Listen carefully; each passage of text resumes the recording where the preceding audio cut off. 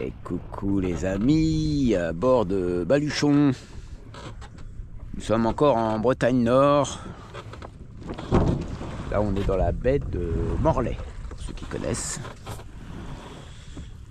Donc une petite parenthèse là, je m'excuse pour ceux qui voulaient assister au départ. Je suis vraiment parti en catimini parce que voilà, c'était un peu la folie. Tout le monde voulait me voir partir. On aurait cru que c'était le Vendée Globe, mais bon, ça reste un petit bateau modeste.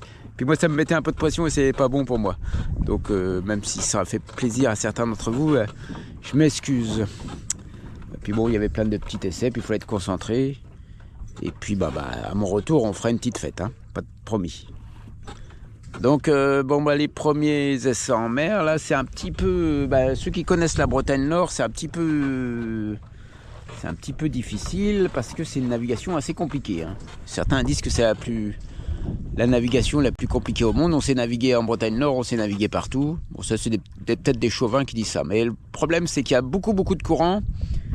Et moi j'ai pas eu beaucoup de vent, donc sans moteur c'est un petit peu, on prend du temps, hein. On recule. Ceux qui connaissent, on navigue que la moitié du temps parce qu'il y a le courant de marée qui nous recule, et le courant est assez fort, hein. Ça peut être à 3-4 nœuds. Alors évidemment quand on a un bateau qui va à 3-4 nœuds aussi, au portant, donc au près c'est beaucoup moins. Donc évidemment on recule la moitié du temps. Mais bon, ça permet de tester tout ce qui va pas. Bon là ça s'est assez bien passé. Il y a encore des petits trucs à faire dans le bateau qui là mettre les choses au point, quoi. Bon, il y a eu de la pétole, puis il y a eu un petit peu de piole pour passer les hauts de Bréa. Donc il y a vent contre courant, c'est un petit peu le bazar. Et donc on voit tout ce qui fonctionne pas trop bien. Bon, ce qui n'a pas bien fonctionné, c'est que j'ai acheté un nouveau smartphone et les GPS doivent être hyper sensibles. Avec le roulis, je pouvais pas avoir mon cap avec mon smartphone. Donc j'ai repris mon vieux qui est tout pété. Ah, il me dit qu'il y a un truc. Voilà. Bon, on n'est pas perdu. On est dans le jardin. Voilà, il y a eu un petit souci aussi, un bidon dans le fond là, qui était fixé et que je me suis aperçu qu'il gênait le pilote. Et puis la courroie du pilote qui a cassé aussi. Mais ça c'est de ma faute parce que je l'avais pas bien mise. Je l'avais fait avec une vieille ficelle toute pourrie. Évidemment elle a pété. Voilà, bon, ça se présente pas mal. J'ai mis quand même plus de 48 heures pour faire Paimpol, Roscoff.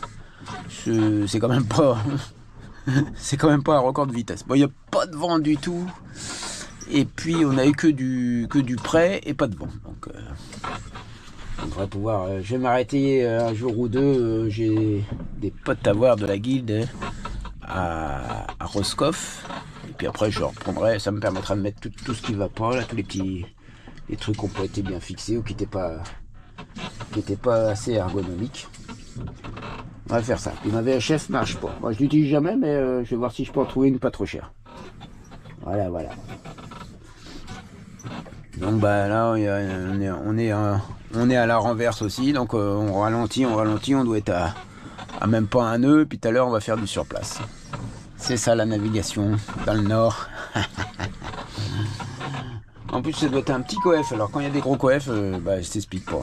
T'as intérêt de te planquer avant la renverse. Ce que j'ai pas fait. Voilà, tout a l'air de fonctionner à peu près bien, et donc ça s'engage bien pour la suite. J'espère la prochaine étape de rentrer dans l'Atlantique. Mais ça sera dans quelques jours. Allez, je vous tiens au courant. À bientôt pour une nouvelle vidéo.